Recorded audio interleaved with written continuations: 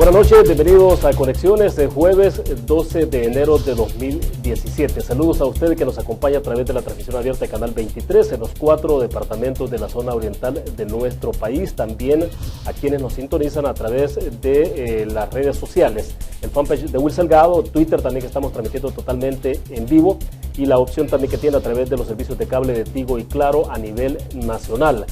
Si usted desea vernos desde su smartphone, también puede descargar la aplicación TVO Canal 23 y de esa forma usted puede sintonizarnos. Tiene esas variadas opciones o plataformas de transmisión para ver esta entrevista. Como siempre, vamos a tener habilitados dos números de teléfonos en el segundo segmento de la entrevista: Conexiones 22630023, 22649179, que aparece en este momento en pantalla. Los temas centrales de análisis de esta noche tienen que ver precisamente sobre la propuesta que hay en torno a la posibilidad de que se pueda reducir a 50 el número de diputados de la Asamblea Legislativa. Recuerden ustedes, son 84 diputados y hay una propuesta concreta de que se reduzcan a 50 el número de diputados. Hablaremos sobre el ejercicio de la transparencia en nuestro país y en el contexto, desde luego, de los 25 años de la firma de los acuerdos de paz, un evento que está programado para el próximo lunes, y en ese contexto pues nos interesa hacer una reflexión de cómo se ve El Salvador entonces 25 años después. Hay motivos para celebrar, los acuerdos de paz cumplieron el cometido, cuáles son las falencias, el tema de la inseguridad, hay más polarización en este país, son como algunos de los temas. En ese contexto también está un hecho que ocurrió esta semana y es la denuncia que hizo la Fundación Salvadoreña para el Desarrollo Económico y Social FUSADES sobre la instalación de micrófonos, obviamente para escuchar. Esto es una especie de espionaje.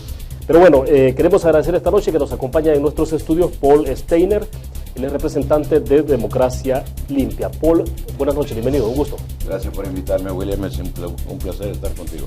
Perfecto, también agradecemos a Eduardo Escobar, él es de Acción Ciudadana, que nos acompaña.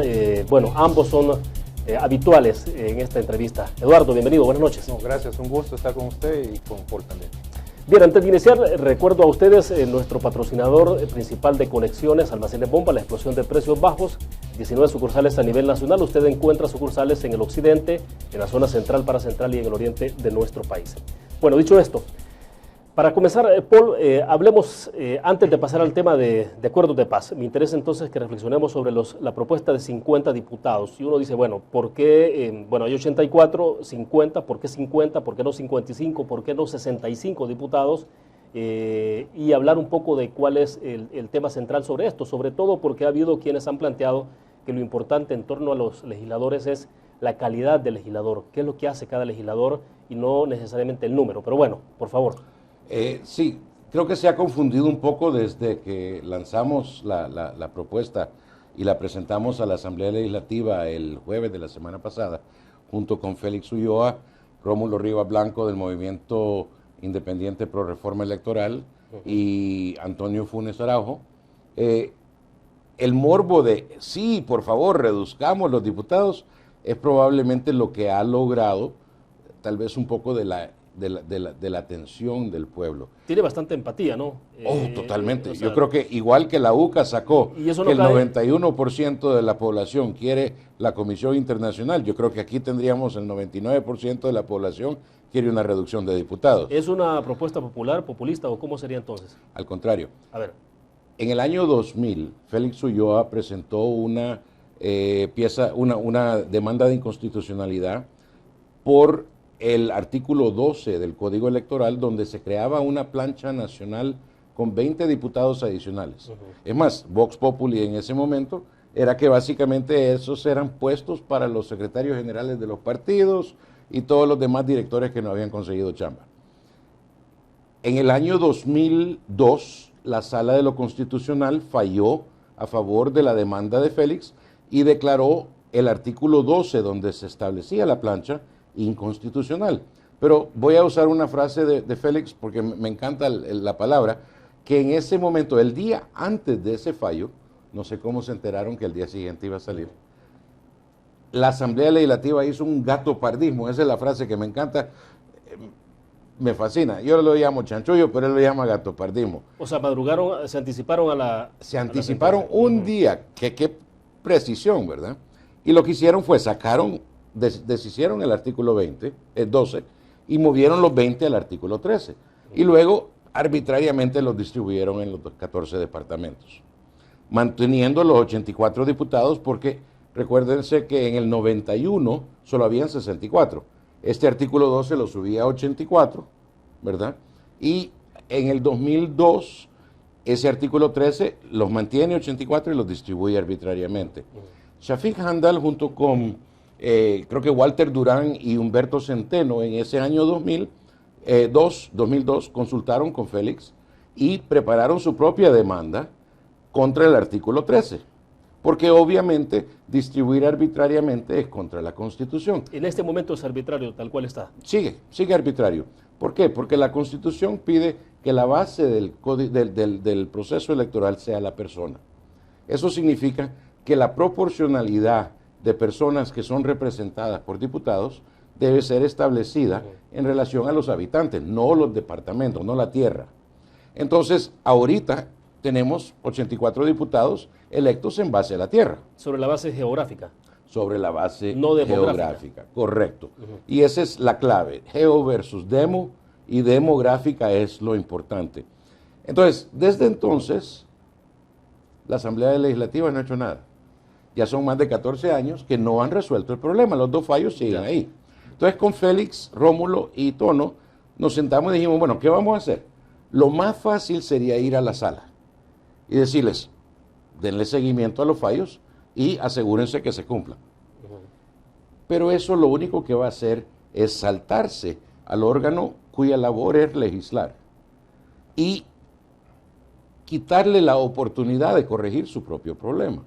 En el caso de la sala también tenemos el problema de que hay tanto conflicto ya entre el legislativo y el judicial que echarle más leña al fuego no creo que es lo sabio. Entonces, unánimemente acordamos, lo primero que tenemos que hacer es presentárselo a la Asamblea Legislativa. Le vamos a dar un mes, algo así. Si no lo toman en serio y no hacen nada, nos vamos a ir a la sala. Ahora, porque el fallo ya el está. respaldo únicamente de 2 diputados. No, tuvimos 3 diputados que bajaron a tiempo para firmarla, un cuarto que llegó después de que ya la habíamos Rodolfo presentado. Parker estuvo ahí también. Los 3 Juan que Valiente. llegaron fueron Juan Valiente, Cristina López del PCN, pero ella en sus declaraciones dijo que firmaba en nombre de la bancada. No sé si le van a dar seguimiento a eso. Y el otro fue Rodolfo Parker. David Reyes bajó unos minutos después que habíamos terminado de presentarla y la firmó tanto nuestras copias como la copia de atrás. Lo importante ahí creo que es que no se pierda el objetivo de esto y es que se cumplan los fallos de inconstitucionalidad que han estado ahí por más de 10 años.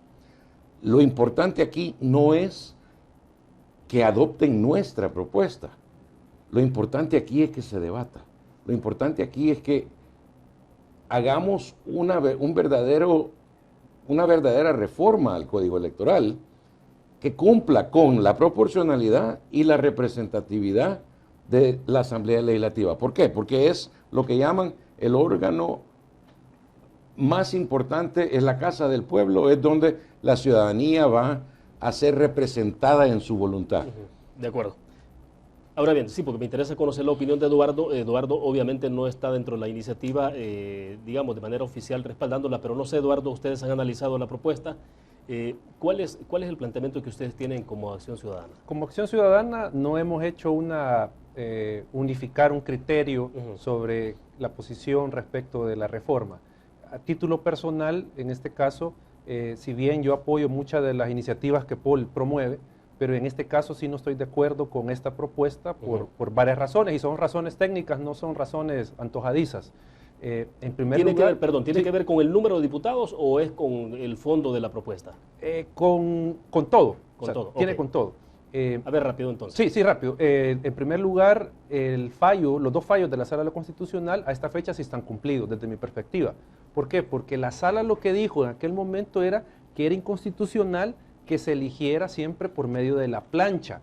Pero la Sala, en la sentencia del 2002, en último párrafo del fallo, dice que se dejan por válidos los resultados electorales que se acababan de obtener, porque había una elección, porque esa sentencia es del 2003, esa, la que presentó en 2002. Salió después de la elección de Salió marzo. en abril, después de la elección de marzo. Entonces, la Sala de lo Constitucional dejó por firme los resultados de 2003. Eso quiere decir que no estaba declarando también inconstitucional esa elección. ¿Por qué? Porque lo que la Sala ordenó era que se quitara el mecanismo de elección por medio de la plancha nacional. Y eso fue lo que se hizo. Entonces, para mí no hay un incumplimiento. O sea, al contrario, la Sala avaló esa elección que se hizo en 2003. Ahora, el otro tema con lo que no estoy de acuerdo, se habla de crear un estándar de 115,000 personas por diputado, que eso represente. Pero actualmente la ley establece que son 69,000 por habitante.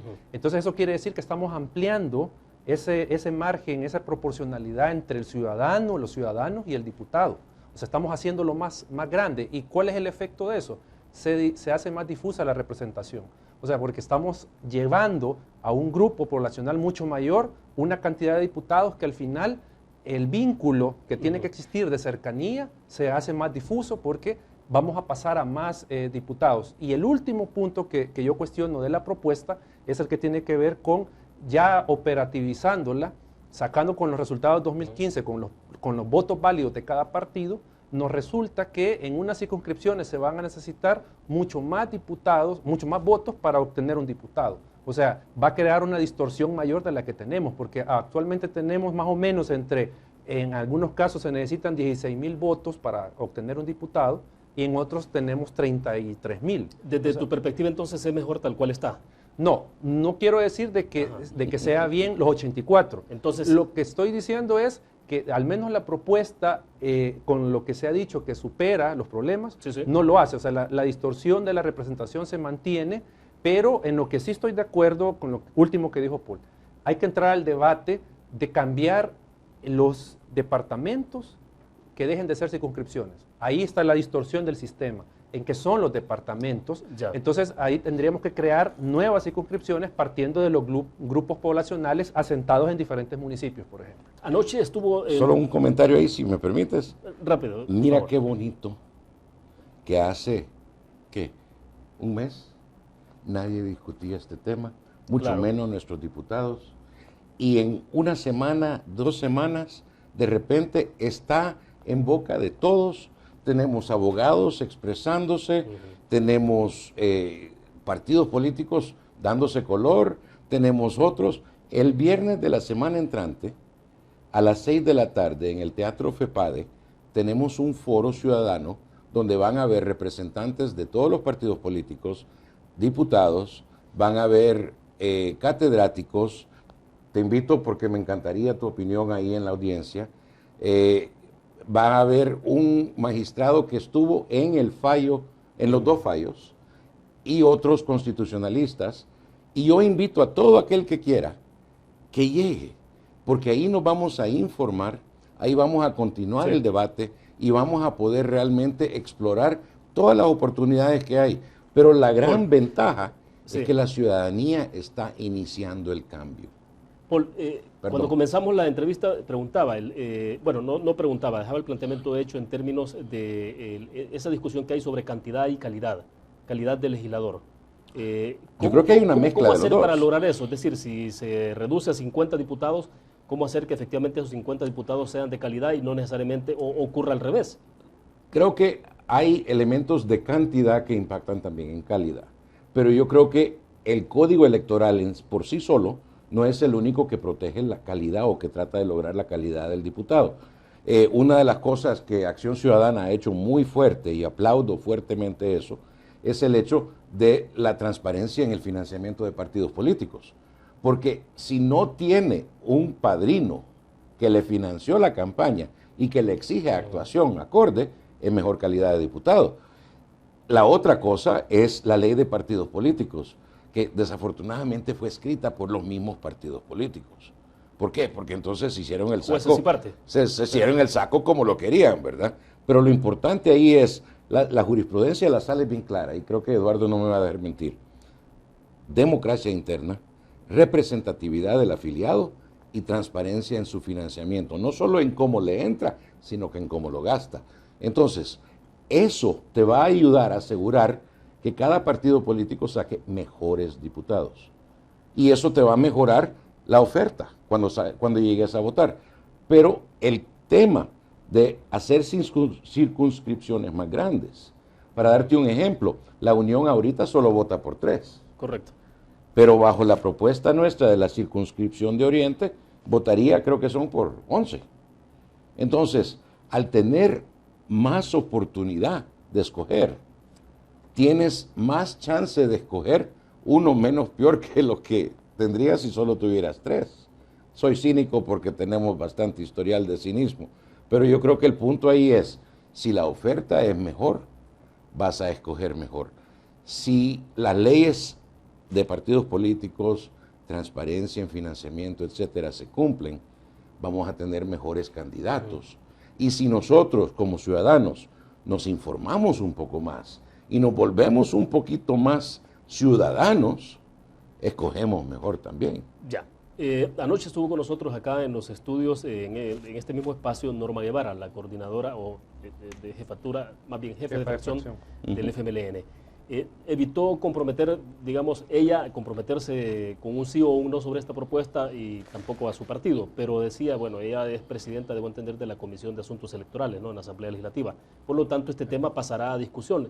Lo que sí rápidamente dijo Norma es el hecho de que, como se puede plantear sobre el resultado 2015, lo más seguro es que si fuera ese el caso, decía, una cuestión hipotética, desde luego, entonces el FMLN podría sacar incluso un poco más de diputados, Arena también, y quizás el PCN se reduciría, o más bien reduciría el número de diputados. Por lo tanto, entonces yo le decía, bueno, entonces lo que se puede potenciar en un momento determinado es el bipartidismo. Tampoco quiso entrar en eso, pero bueno, ese es el planteamiento. El problema es que no se puede aplicar, y uno de tus cuadros que me mandaste, no se puede aplicar el comportamiento del voto bajo departamentos a algo de circunscripciones. Regreso al caso de la Unión. Los de la Unión votaron por 3 diputados en su hoja. Bajo la circunscripción tendrían que votar por 11. Es muy, muy probable que el comportamiento del votante cuando tiene 11 a escoger es muy distinto al que tiene 3 a escoger. Entonces, al darle mejor opción al ciudadano, yo creo que su comportamiento va a ser muy distinto. La otra cosa que tenemos que reconocer es que en las elecciones pasadas hubo un gran montón de mensajes bien confusos. Lo del voto cruzado nadie lo entendía y encima de eso teníamos a algunos partidos diciendo, vote por la bandera, no se complique. Ahora, si realmente queremos hacer la votación simple o sencilla y efectiva, lo primero que los partidos políticos deberían de hacer es quitar la bandera. Porque la bandera no se va a ir a sentar a un escaño. Es un diputado el que se va a ir a sentar ahí.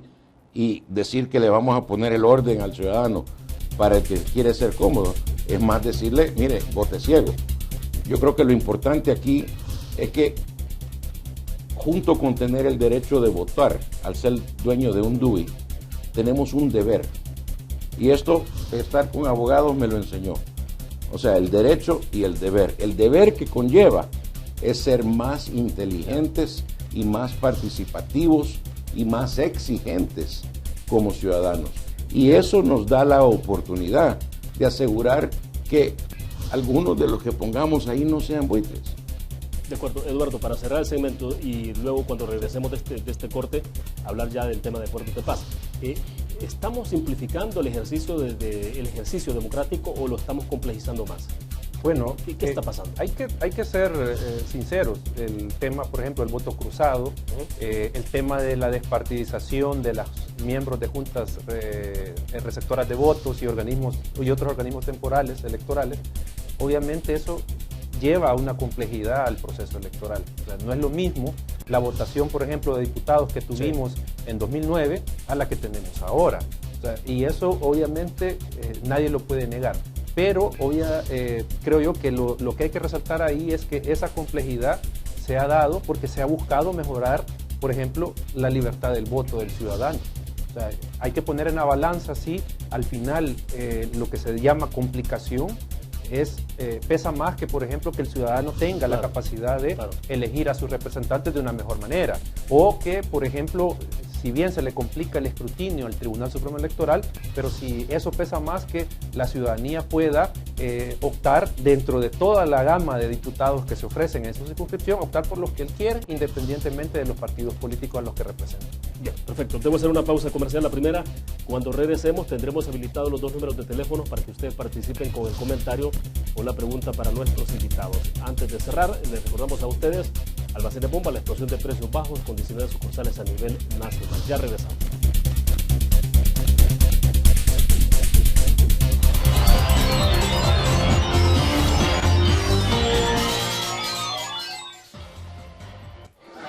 El pollo y el huevo han formado parte de tu vida. A veces caliente, a veces frío, a veces visible, a veces invisible. El pollo y el huevo han estado siempre contigo. Son los alimentos de todos los días, los saludables, los que no pueden faltar en tu casa, porque te nutren y te dan fuerza. Aves, 60 años. Pollo y huevo todos los días.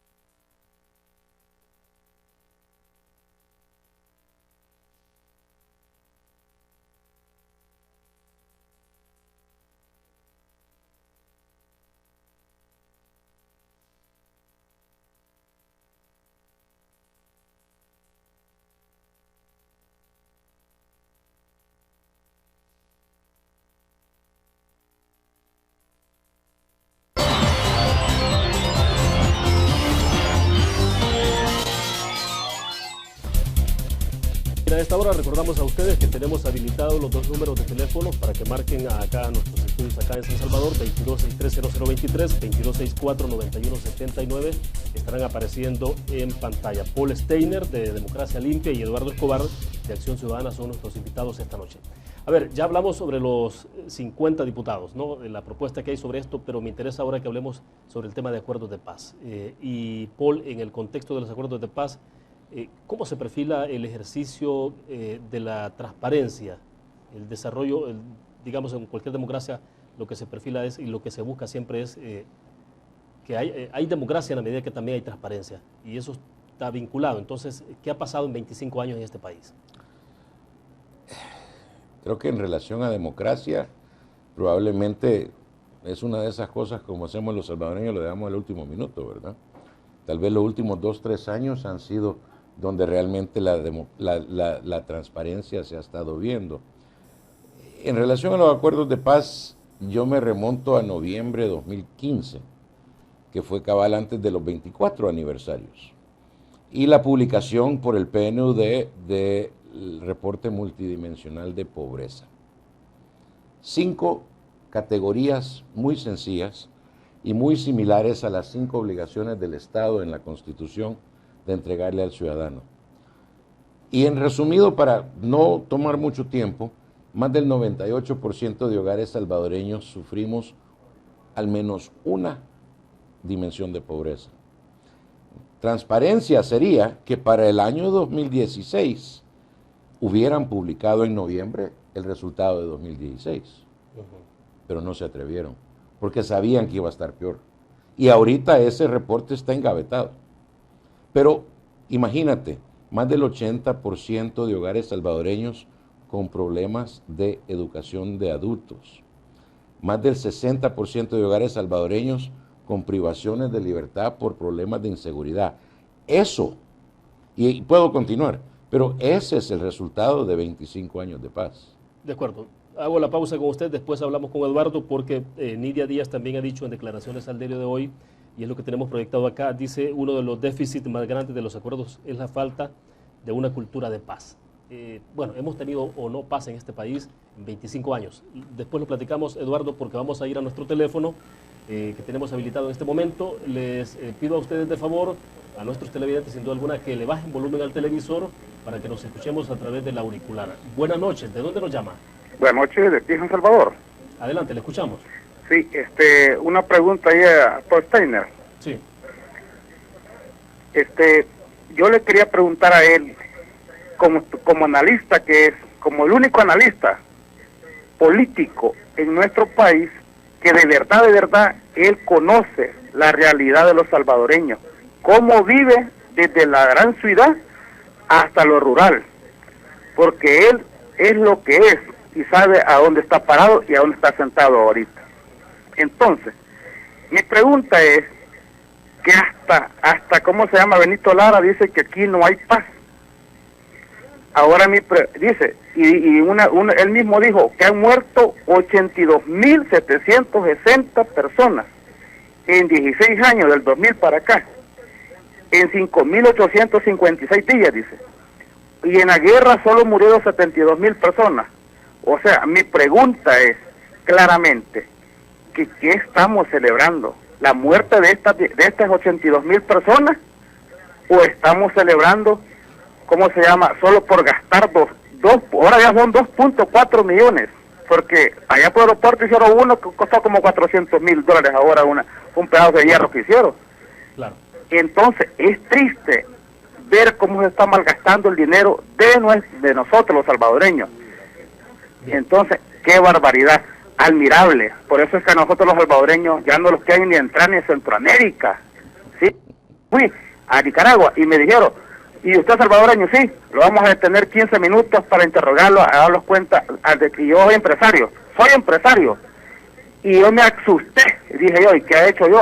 Claro. Es que los salvadoreños los tenemos restringidos. Óiganme bien, pasen buenas noches. Sí, sí. No, perfecto, excelente participación la suya. Ya daremos espacio para que Paul responda a la inquietud. De hecho, se nos adelantó con la inquietud del televidente, porque yo decía, la pregunta que tenía para ustedes es, ¿hay motivos para celebrar? Pero es igual a lo que dice el televidente después, porque tenemos a alguien más con nosotros en la línea. Buenas noches, bájele volumen al televisor, nos dice de dónde nos llama. Del Departamento de la Paz. Perfecto, adelante, le escuchamos. Sí, como no, del Departamento de aquí, Zacateconuca. Mire, fíjese que ahorita solo se habla de los acuerdos de paz, fíjese. Yo soy una persona que me ha tocado andar trabajando en buses en muchos departamentos del país, y hace 7 años, 8 años, mire, todos los días saltaban buses, todos los días. Yo me miraba dando atraco, y digo yo, y esto fue hace 7 años, y los acuerdos de paz vienen de 25 años, y a mí me han saltado varias veces, fíjese. Así de que yo no sé cuáles son los acuerdos de paz, fíjese, porque van a celebrar ellos con pista en la bolsa. El gobierno, ellos venían a la celebración con muchos pistas en la bolsa, y uno tal vez hasta no tiene ni para los frijoles. Y somos millones de gente que no tienen ni para los frijoles, y ellos van a, si ese acuerdo de paz para ellos, porque van a andar llenos de billetes. Sí. Miren, yo siempre le he dicho en casa presidencial, lleno de gente, de secretarios, de ministerios con 4 viceministros, cosa que nunca le ha dado. Los diputados del Frente han llenado de gente las instituciones. Mira, aquí en el Departamento de la Paz, una diputada del Frente ha colocado hasta el último de su raza, mientras que la gente del partido nunca le han dado nada. Esos son los acuerdos de paz. Y la señora nunca fue guerrillera, nunca. Y los que fueron, algunos que fueron guerrilleros, allá no les han dado nada. Incluso los veteranos de guerra. Haciendo que no, así no hay acuerdos de paz, así no se juega. Bien, perfecto, le agradecemos la participación, excelente reflexión, ya la vamos a analizar detenidamente con nuestros invitados. Parece que tenemos a alguien más con nosotros en la línea. Bueno, mientras tanto, Paul, entonces, a la respuesta... Al amigo que nos llamó sí, primero, la primera llamada. Primero, no soy analista político, yo soy ciudadano igual que usted. Lo único que yo digo que no se vale callar, por eso es que estoy haciendo esto, por eso es que mi objetivo es despertar a los demás. Usted obviamente está muy despierto, párese a la par mía, porque entre dos vamos a gritar más que entre uno. Yo creo que el punto es que el pueblo es sabio. o sea, las dos llamadas que hemos tenido están hablando del mismo tema. Están hablando de un vacío que hay entre lo prometido y lo entregado. Y nos pasa cada elección, y nos ha pasado desde el momento que la firma de los acuerdos de paz. Yo solo quiero hacer una reflexión para terminar. ¿Quién fue el único que no firmó los acuerdos de paz? A ver si alguien nos llama y nos cuenta. Bueno, perfecto. Eduardo, tu reflexión entonces. Bueno, en este caso voy a retomar las palabras de un teórico de la paz que se llama Johan Galtung. Él lo que expresaba era que habían dos modalidades de paz. Una, la paz negativa, que era la ausencia de un conflicto armado, pero con la existencia grande de violencia estructural, le llama él. Y estaba la paz positiva, que era ausencia de conflicto armado, abierto, pero las estructuras sociales eran benignas con la población, con el humano, ¿verdad? Entonces, estaba esas dos diferencias entre la paz positiva y la paz negativa. Entonces, obviamente, si nosotros analizamos y traemos esos conceptos a la situación actual, podemos afirmar que estamos en un contexto de paz negativa. Es decir, no hay un enfrentamiento bélico como el que tuvimos antes de 1992, aunque sí hay un enfrentamiento armado pues, entre las pandillas y el resto de la sociedad, pero el punto es de que no tenemos esa violencia ejercida por el Estado directa contra la ciudadanía, como sucedía en época de la guerra, ni tenemos otra contraparte que está pues obviamente en contra del gobierno, pero sí tenemos una situación de violencia estructural, o sea, desde la estructura política, la estructura económica, la estructura social, y eso era una parte que obviamente se dejó por fuera, a pesar de que estaba en el acuerdo, el tema económico y social. Recordemos que estaba el Consejo Económico y Social que se iba a crear y que más allá de un par de reuniones que tuvieron, no concluyeron, porque si bien se atajó el tema, una de las causas del conflicto, que era la participación política de la oposición, que se había excluido, y recordemos los fraudes del 72, 77, ahora se resolvió ese problema, se introdujo a la vida civil y con la posibilidad de participar electoralmente y acceder al poder, pero no se trató el tema del tejido social, o sea, eso no se tocó. Perfecto, nos quedamos en el punto, vamos nuevamente a nuestro teléfono, otro televidente está con nosotros. Como siempre, la recomendación de bajarle volumen al televisor para que evitemos la retroalimentación y eso nos complique escucharle. Buenas noches, ¿de dónde nos llama? Buenas noches. Le escuchamos perfectamente, ¿de dónde nos llama? De San Salvador. Adelante, le escuchamos. De San Salvador. Solamente quiero opinar y decirle que felicito al señor Steiner por decir que no es analista político, sino ciudadano. Y eso es una parte de él que dice mucho de su humildad. Bien, perfecto, gracias a usted por la participación. A ver, fue un cumplido, un piropo prácticamente. Gracias. Por eso le digo que se tire de candidato. Tiene seguidores. No está aspirando a una candidatura, no lo vamos a ver en 2018, Paul. Definitivamente no, y ni 2019, ni 10.019. Siempre como ciudadano.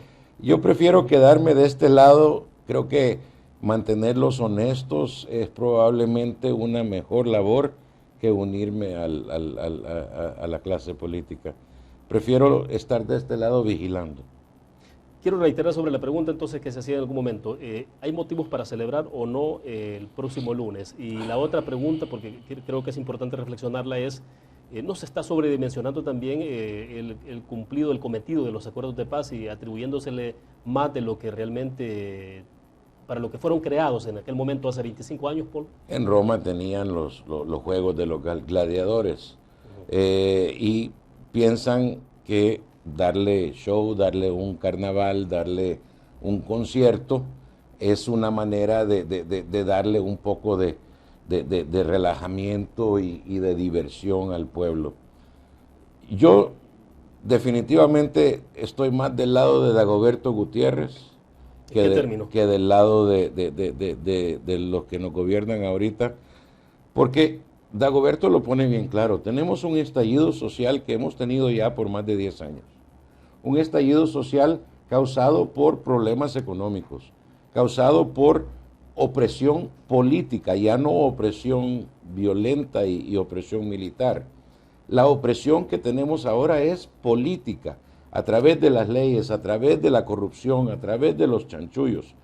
Tenemos más de 2.000 millones de dólares al año sustraídos en corrupción, lavado de dinero, evasión y elusión. Y nadie está haciendo nada sobre eso. Nadie está regresando ese dinero. Pero ese es el dinero que le deja solo una cora a la gente común y corriente para ver con cuál de esas coras que tiene va a comprar el almuerzo de hoy para sus 5 hijos. Y eso va totalmente en contra de la razón por la que el FMLN se fue a las montañas y de la razón por la cual se firmaron los acuerdos de paz y se prometió refundar la nueva república. De acuerdo. Una pequeña pausa y vamos a nuestro teléfono, otro televidente con nosotros en la línea. Buenas noches, si le baja volumen al televisor nos dice de dónde nos llama. Adelante. Buenas noches. Sí, le escuchamos. ¿Cómo se llama? Ahora el SOPE quiere matar, el SOPE tiene la escopeta, quiere matar al cliente. Así es la cosa en este país ahorita. El FMLN tiene la misma ideología de don Chávez. Qué tristeza es ver un presidente seguir los pasos de un Chávez que ya no existe, y un país que dice que es el faro todavía. Dice, hace poco estaba diciendo por una entrevista ahí que dije que es el faro todavía de nosotros. Si ese es el faro de nosotros, estamos, como el cangrejo para atrás, porque este país, como dice ahí Paul Steiner, estamos para atrás, no para adelante, porque un país que progresa es el país que lucha junto con todos los políticos y todos los salvadoreños. Todos somos un solo pueblo, pero aquí el gobierno ha dividido al pueblo que luchaba cada día por trabajar y tener este país en alto. Ahora mi pregunta es, ¿van a gastar millones, 2 millones de dólares por celebrar algo que ni siquiera ni en mi colonia puedo entrar yo, porque tengo que pagar 25 centavos de renta al marero, porque en la entrada me está diciendo dame una cora? Claro. Eso es tristeza, vivir en este país. Paso, buenas noches. Bueno, perfecto, gracias a usted por la participación. A ver, es un poco reincidente, digamos, el planteamiento que han hecho los televidentes, Eduardo, para darle espacio para que también responda un poco a la inquietud de los televidentes, y sobre todo esta parte de un gasto en circunstancias particulares que tiene este país con la situación de violencia. No, claro, creo yo que para mucha población ya no tiene ningún significado los 25 años de los acuerdos de paz, en realidad. O sea, ya la situación económica que se pensaba y la situación política que se pensaba que con la alternancia en el ejercicio del Ejecutivo podía revertir y eso ser como la graduación de la democracia salvadoreña, ¿verdad? Pero nos estamos enfrentando a, de nuevo, un comportamiento político, y no estoy queriendo excluir a nadie ni salvar a nadie, sino que en general tenemos un comportamiento de los políticos similar, independientemente estén en oposición o estén en el Ejecutivo o estén con más poder dentro de la Asamblea. O sea, estamos viendo lo mismo, el mismo comportamiento que tuvimos durante del 92 al 2009, de toma de control de todas las instituciones por parte de Arena con ayuda del PCN, que eso fue lo que vimos, esa toma de control de las instituciones, Corte de Cuentas, Corte Suprema, Fiscalía, Asamblea, Presidencia, o sea, un control total de todo el aparato estatal, es lo que estamos viendo ahora, y que eso es la pretensión del FMLN también. Entonces, ahí es cuando uno se pregunta, bueno, a 25 años de los acuerdos de paz, nosotros esperaríamos una consolidación de la democracia diferente a lo que tenemos. O sea, esperaríamos otra dinámica política que no la tenemos actualmente. Ya tengo la impresión de que por lo que uno escucha con la gente en la calle, las llamadas de teléfono, la participación que uno tiene también activamente en la sociedad, es que hay un poco de frustración, pero hasta dónde, y dejo planteada la inquietud para el siguiente segmento, Paul, para que lo hablemos, y hasta dónde la frustración que puede haber en este momento puede terminar en un desencanto con el ejercicio de la democracia. Que ya se refleja. Bien, lo platicamos después, vamos a ir a una pequeña pausa comercial, regresamos con más.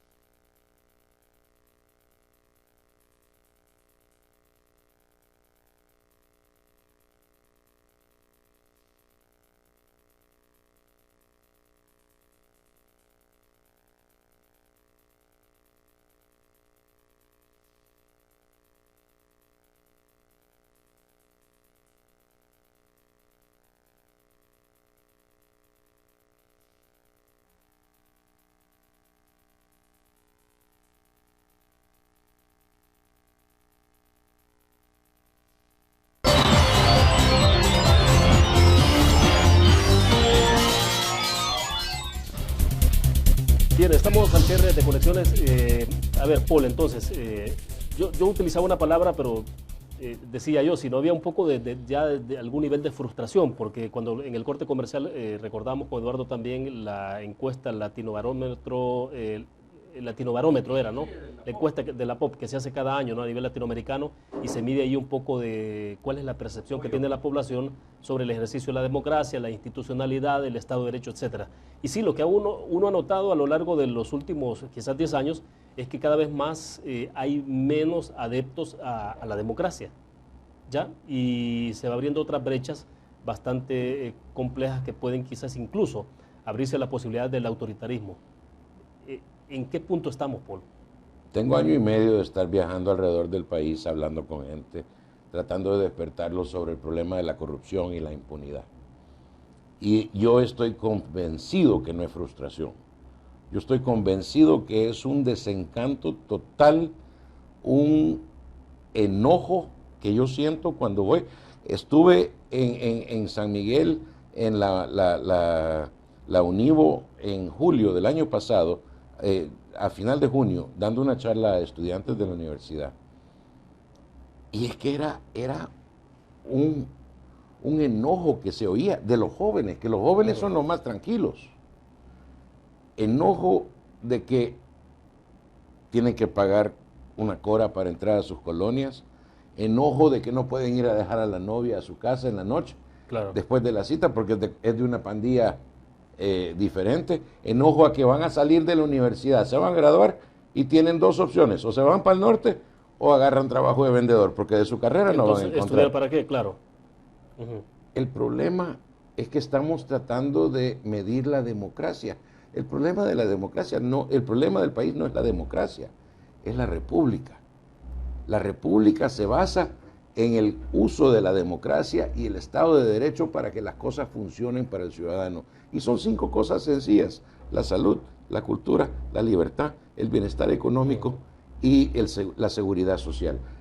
Si el gobierno funciona y entrega esas 5 cosas, las hace llegar como está obligado a hacer en la Constitución, la gente no se enoja. Ahora, porque son 5 cosas que dan dignidad al ser humano, ¿no? Es lo básico, es lo básico. Pero ni eso estamos haciendo. Entonces sí, le damos un vaso de leche, pero la calidad de la educación es pésima. Lo educamos para salario mínimo, no para ser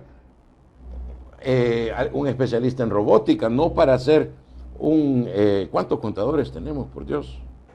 Y lo que necesitamos es producción. Ingenieros mecánicos, ingenieros industriales, diseñadores de productos, químicos, biólogos. ¿Cuánto problema tenemos en la agricultura? ¿Y cuántos especialistas de agroindustria tenemos? Así se cuenta, claro, con los dedos. Bien. Tenemos un problema fundamental. Si el gobierno sigue operando las instituciones del Estado para desviar el bien común hacia la partidocracia, esto va a continuar. El momento que eso pare y el bien común sea entregado a la ciudadanía, vamos a progresar. Mientras no se haga ese cambio, vamos a seguir en un retroceso, exportando gente para que las remesas le den pisto para consumir a sus parientes. Ese pisto se va a los feudos siguen exportando más gente y la cosa continúa y continúa. De acuerdo. Eduardo, democracia no es únicamente el ejercicio que se hace cada 3, cada 5 años de ir a las urnas, va más allá de eso. En perspectiva, entonces, ¿cómo se ubica el país en ese sentido? La democracia tiene varias dimensiones. La dimensión electoral de la democracia, que obviamente es importante, es la que en este país tenemos más desarrollado, ¿verdad? Ese ámbito, esa dimensión de la democracia electoral. Pero obviamente, por ejemplo, Naciones Unidas toma un concepto de democracia que trasciende el ámbito electoral y lo lleva también a el nivel y la calidad de vida de la población, por ejemplo. El ejercicio de la ciudadanía. Claro. O sea, no solo se queda con que yo voto y eso es democracia, sino que ya tenemos que trasladar el concepto de democracia a no solo el hecho de elecciones, sino que también cierto estatus de la dignidad humana, cierto nivel de ejercicio de los derechos de ciudadanía, por ejemplo, y en esa medida es que podemos nosotros entender el descontento y cada vez el menos apoyo que tiene la democracia, porque la población ve que no es el mecanismo para solventar sus necesidades vitales. Porque el sistema político, si lo queremos reducir a su finalidad, es regir la vida y satisfacer las necesidades de la población que vive en un territorio. De acuerdo. Entonces, en esa medida eso es lo que no se logra y por eso es que la ciudadanía tiene ese descontento con la democracia. Eduardo, ¿qué nos está diciendo la encuesta de la UCA en términos de la preferencia electoral? Lo que tenemos acá es lo que publica Diario El Mundo, donde dice el presidente baja a 5.1 según la encuesta de la UCA, pero me interesa la parte de hacer una reflexión sobre las preferencias electorales, sobre todo porque hay un alto porcentaje de población ahí que no se identifica ni con el Frente ni con Arena. Claro. ¿Qué está pasando ahí? Porque al final sí tenemos bipartidismo. Pero bueno, hay quienes dicen de que lo que vamos a tener en una próxima elección entonces es el votante duro decidiendo en este país.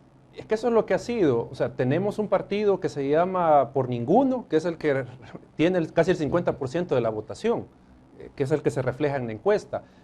Pero obviamente esto lo que demuestra es ese descrédito hacia el sistema político, porque eso es lo que nos está diciendo la encuesta. De hecho, que las instituciones con mayor credibilidad, las iglesias, Fuerza Armada, Policía Nacional Civil, ¿no? Y las últimas, las instituciones políticas, asamblea, partidos políticos, la empresa privada sale en los últimos lugares. O sea, pero esto es lo que hemos estado hablando hace un par de momentos, el tema del descrédito sobre el sistema político, porque la población al final tiene ese dicho popular de que yo como por mi trabajo, no por lo que hagan los políticos. Claro, claro. No entendiendo que al final sus condiciones de vida vienen influenciadas o incluso determinadas por las decisiones políticas. Entonces, en esa medida, lo que tenemos es, la población no logra tener un retorno satisfactorio de su participación política en una elección y su vida en democracia. No tiene ese retorno. Entonces, al no tener ese retorno, yo ya comienzo a no tener crédito en la democracia, sus instituciones y sus procesos. ¿Qué pasa muchas veces, y esto es parte de la democracia? Si yo tengo un problema de delincuencia, he sufrido delincuencia, ¿cuál es la instancia a la que yo tengo que acudir? A la policía, a la fiscalía, para de esa manera luego llegar a los tribunales de justicia y que se me retorne lo que se me ha despojado. Pero ¿qué es lo que tenemos? El sistema no funciona, en general, no funciona. Entonces la población tiene que buscar mecanismos fuera de las instituciones para solventar sus necesidades y sus problemas. Entonces yo tomo la justicia por mis manos y yo, bueno, a un delincuente yo lo voy a asesinar, etcétera, etcétera. O sea, ¿qué es lo que quiero decir?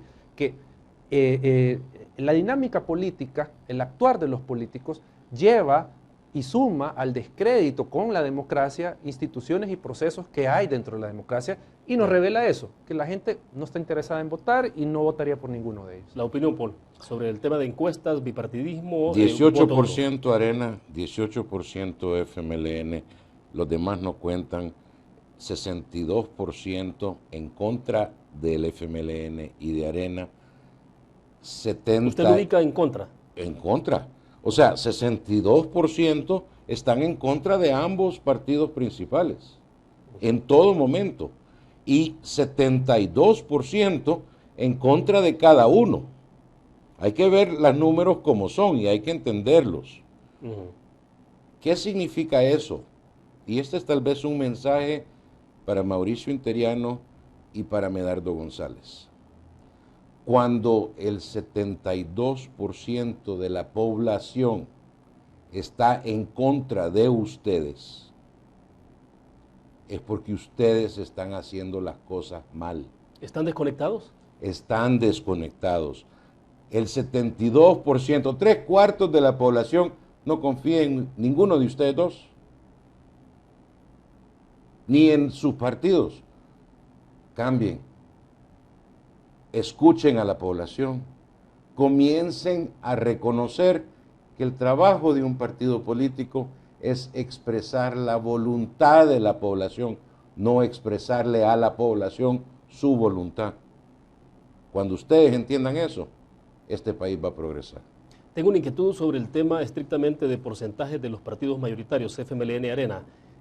¿Cómo se puede explicar el hecho de que si desde la perspectiva de Arena, si este gobierno está haciendo una gestión tan desastrosa, ¿por qué el partido de oposición, el principal partido de oposición, aparece en esos números, Paul? Porque cuando no estás en gobierno, estás en oposición. Y cuando no estás de acuerdo como ciudadano con lo que el gobierno está haciendo, tu esperanza está en la oposición. Pero en este caso, ¿por qué la oposición no está en un mejor nivel de participación? Perdóname, pero ¿qué oposición están dando los de Arena? Están divididos, no tienen políticas de propuesta, no tienen ni siquiera un gobierno de sombra para decir esto es lo que yo haría. ¿No tiene liderazgo el partido de Arena? Ahí dejo que la población decida eso. Yo creo que los números ya hablan por sí solos. Eduardo, en el caso del FMLN, porque sí me interesa analizar esos dos datos, una oposición y un partido en el gobierno, ¿cómo se puede analizar ese dato? Bueno, fríamente? uno esperaría que por el desgaste que tiene ya el FMLN quiero ver, ahorita lleva 8 años en el gobierno. Sobre 8 años, exactamente, 8 incluyendo años. los 5 años de Mauricio Funes. Claro, o sea, 8 años en el gobierno. Correcto. Uno pensaría que ese desgaste ya pase factura y obviamente se refleje poniendo al partido abajo o con menos nivel que el principal partido de oposición, pero eso no está pasando. Claro. Entonces ahí retomo lo que dice Paul.